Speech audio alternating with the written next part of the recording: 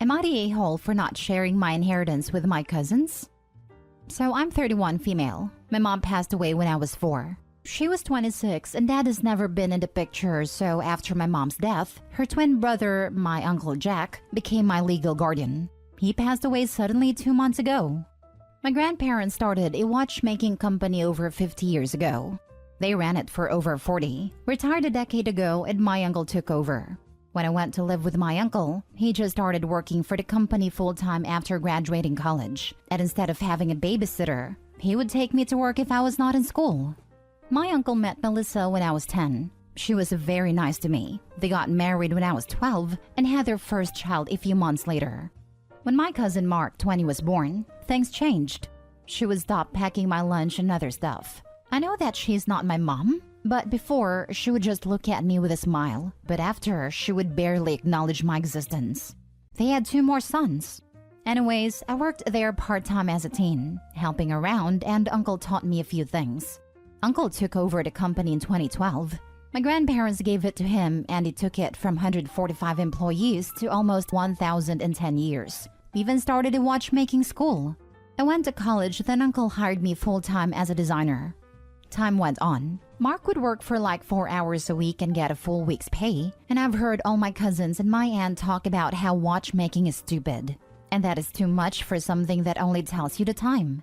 This comment is particularly ignorant, as we don't make only watches anymore, and I thought Mark paid just enough attention to know that. But it seems I was wrong, so it never seemed like they were interested in the company. Back to now. After my uncle's funeral, my aunt informed me that they were selling the company, as it's useless to them, but they were willing to let me make an offer first. I was heartbroken. I just lost my uncle and was probably going to lose my job because there was no way I could get the money. Then last week, my uncle's will was read. All the money was divided in equal parts, among me, my cousins, and my aunt. She got as part of the house and I got the company. 100% of the company. They were furious. I now have some friends saying it's their right to be upset for not getting something they understood they were getting. Extended family calling me a thief because it was their father's company. And my cousins texting me things like, just give it to us. We're contesting the will, meeting our lawyer tomorrow, or we're going to destroy you for what you're doing. My grandparents are on my side, but I just feel like I'm being harassed by all these people. Edit? I can't fire Mark right now. If I do, it would be a huge risk. He has flexible hours written on his contract and is salaried. And with all this drama, I am getting a lawyer to deal with us. And I don't talk to my aunt and my 2 oldest cousins. The youngest is 11. I just open their messages to take screenshot. Now for the top comments. Not the a-hole. They're just angry their payday was ruined. Your uncle clearly wanted his company to stay in the family. That's why he gave it to you. This is it. It's her uncle's company. No, it's a family company. Opie's grandparents were the uncle's parents. Opie literally is in the same tier of descendants as any of the cousins. The difference is, she'll keep it in the family. Opie, you're not the a-hole. Ignore the sharks. Good for the uncle for leaving his/the family legacy to someone based on merit, not blood, aka direct descendant. This is usually how companies go bankrupt after the founder passed. Not the a-hole. Not the a-hole. Your grandparents would have divided the company with your mom and uncle. It's at least 50% yours. You have added equity by working there, and they have all been compensated fairly with cash and housing. Sadly, you should let your cousin go if he's just there for the paycheck and not working. This is what your uncle wanted, honoring him by doing exactly what it says in the will. Your cousins will continue to be furious. They may even sue, but continue to honor your uncle even if you have to go to court. Next story. Am I the a-hole for selling my portion of the house because my sister made my wife watch her daughters? I, 28 male, and my sister, 45, co-own a house together. It was a duplex, but we ripped out the wall in the living room years ago, so now it's a one big house. She has 2 girls. My wife and I have 2 boys and 1 on the way. It's a giant house, and there's still 3 extra bedrooms left over. My sister recently has been pretty much conning my wife into taking her daughters with her everywhere. She does this very so often, honestly. She takes needing a break to the extreme, and it's always when the warm weather hits. Because my sister is really overweight, gets overheated, and can't handle her children during these times. So anyways, she's been asking my wife pretty much daily to take the girls with her every single place she goes. My wife ends up feeling cornered as she doesn't like confrontation and just gives in.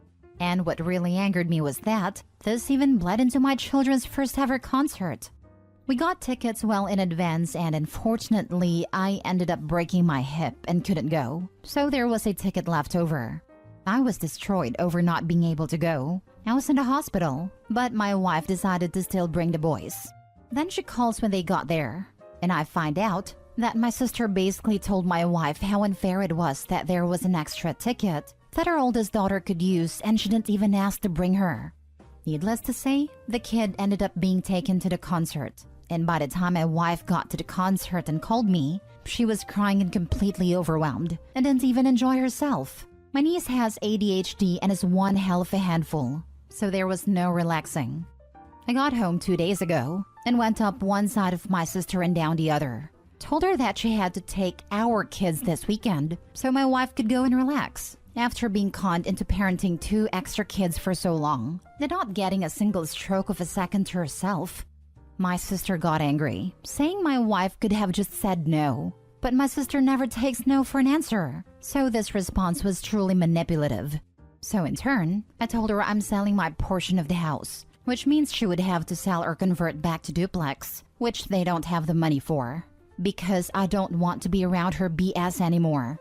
She's been begging and crying to us for 2 days, trying to take our kids and kissing our butts. This home has been in our family for 6 to 8 generations, so my sister doesn't want to sell, but I have to stick to this because I don't trust her. Am I the a-hole?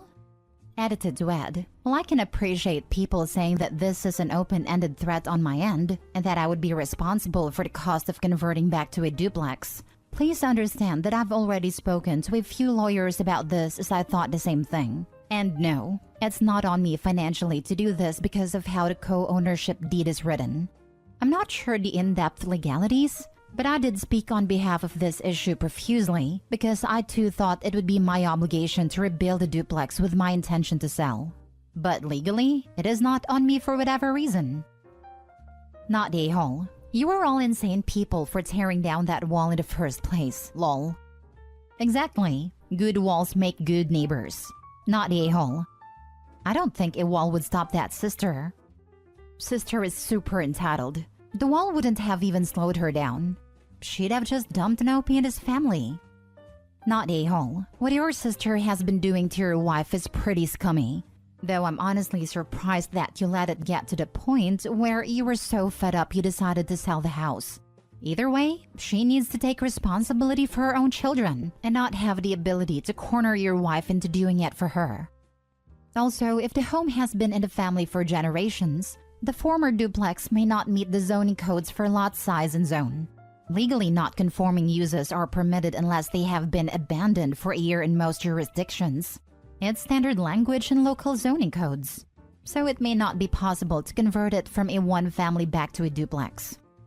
From my understanding, my sister didn't take the proper measures to convert to a duplex to begin with. I was 16 when the wall was ripped out, so I'm unsure how that will affect things long-term either. I haven't gotten that in-depth with the lawyers. Next story. Am I the a-hole for bringing up the fact my brother hasn't had a steady job since he graduated 3 years ago? Today we had a little barbecue for Memorial Day at my mom's house, and my brother, who's 21, was noticeably tired and not really speaking unless spoken to, but has kind of always been like that. It was enough to be noticeably worse today though, so I asked him how he was doing, and he said he's fine and just had a long night with his friends on PlayStation. I told him he should have probably planned to go to sleep early so he'd have energy for the barbecue today, and he sarcastically responded that he couldn't help it. I regret my response to this, but I said, maybe you'd have more energy if you had a job. His demeanor quickly shifted, and he was pretty insulted, but it's been a recurring argument between us that he needs to get off his butt and help our mom with rent, but for some reason he just doesn't. No matter how hard we poke and pet him, he won't budge. He's not in college, and the only money he makes is when he goes logging with my dad, which isn't really a job and only happens a few times a month. Eventually, he started crying and ran to his room. My mom was angry with me for ruining the barbecue, which I didn't expect to happen, and told me I should probably leave. I'm a 23 female and I've had a job ever since high school, and I'm in college currently. I moved out when I was 19 and never looked back. But for some reason, my mom isn't as strict with my brother as she was with me. She occasionally sends him links to places that are hiring, and that's it. Honestly, he's got a heart of gold and lots of friends and family who adore him. I just wished he'd get a job to help my overworked mom out. Am I the a-hole? Now for the comments before the mini update. But I said, maybe you'd have more energy if you had a job. This right here is a cheap shot and doesn't even make sense. Not to mention a drama starter. Can't blame your mom for asking you to leave. You tout that you've had a job since high school, go to school currently and live on your own. Yet here you are starting a necessary childish drama at a family barbecue. You're the a-hole. You are taking a problem that has nothing to do with you and making it your problem. Comments like that are not going to help him. He's an adult. His job situation is his to deal with. And if he's not paying rent to your mom, that's up to your mom to sort out.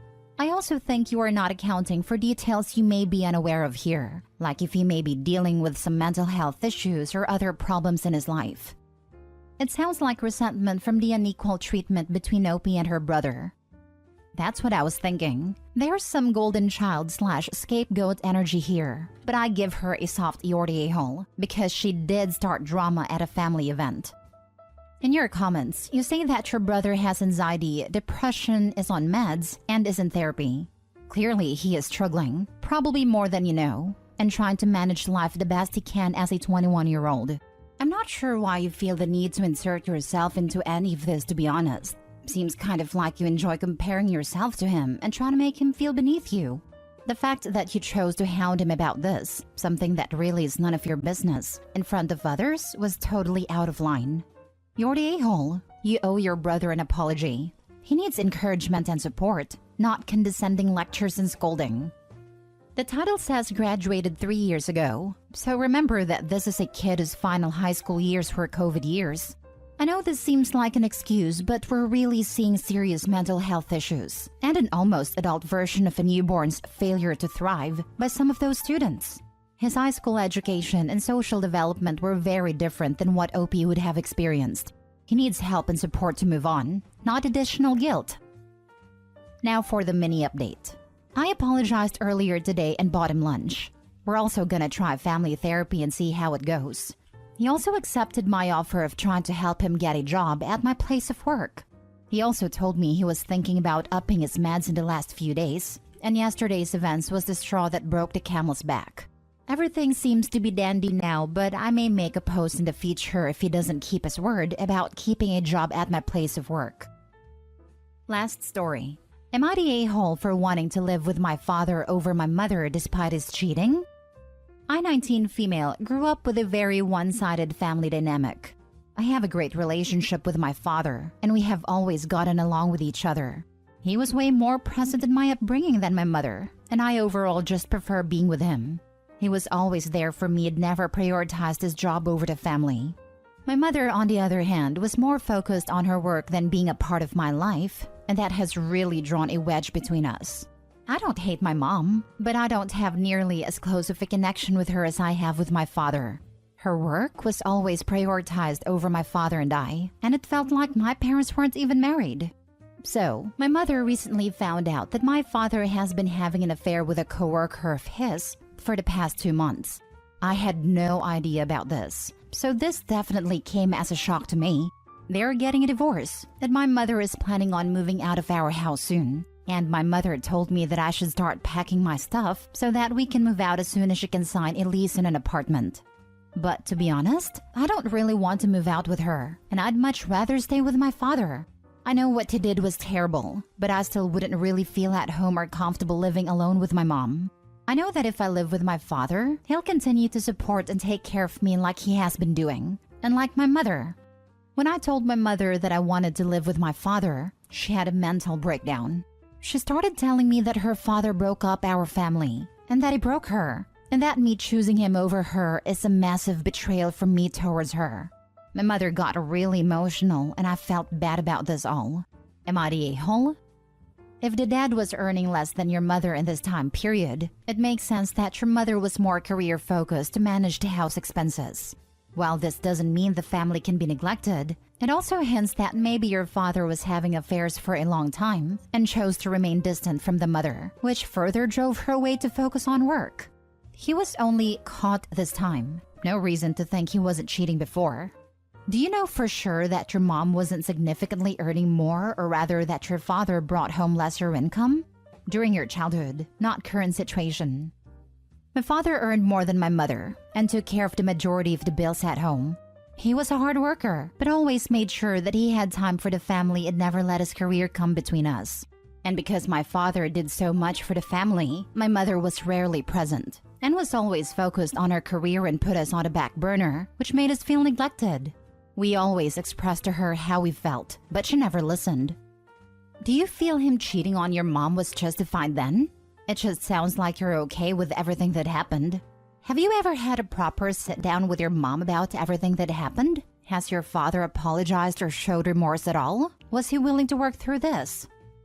Don't get me wrong. I think what my dad did was completely wrong and terrible. He should have been more upfront about all of this and opted for separation/divorce before getting involved with another woman. I'm really not sure what has happened between my parents specifically, but my father made it clear that my mother and him getting a divorce changes nothing about his relationship with me. Not a-hole. Your father did not cheat on you. And while affair/cheating can be very hurtful and disruptive for a family dynamic, infidelity is never a simple thing. While the act itself seems simple, what brought him to that act can be anything from drunken impulse to years of neglect, distance, and loneliness. What I try to say is, you currently have a hurt, angry mother and a defensive, guilty father. Neither one of them will give you a precise and correct testimony about what happened. Choose your own path. Huh? Father chose sex instead of having a divorce. Doesn't matter if it was neglect. He is an adult man who could divorce his wife anytime he wanted, but instead choose to break his wedding vows. To me, it seems like a character flaw. That viewpoint doesn't really help Opie make the decision, and as the commenter above you pointed out, nobody has the full picture of what has happened in the parents' marriage.